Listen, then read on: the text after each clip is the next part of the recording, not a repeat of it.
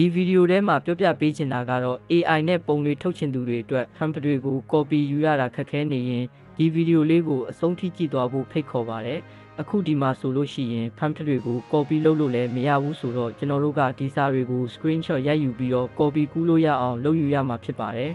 ။ပြီးရင်တော့ Chrome ဒါမှမဟုတ်ရင် Google application တွေကိုဝင်လိုက်ပါပြီးရင် Google Lens ကိုဖွင့်လိုက်ပါခုနတုန်းက screenshot ရိုက်ယူထားတဲ့စာတွေပါတဲ့ပုံကိုရွေးချယ်ပေးလိုက်ပါ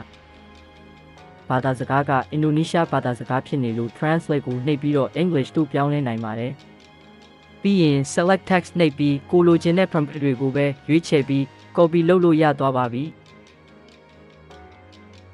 prompt တွေကို copy လုပ်ပြီးသွားရင်တော့ Google Gemini application တွေကိုဝင်လိုက်ပါအပေါင်းလေးကိုနှိပ်ပြီးကိုအသုံးပြုချင်တဲ့ကိုယ့်ရဲ့ပုံကိုရွေးချယ်ပေးလိုက်ပါ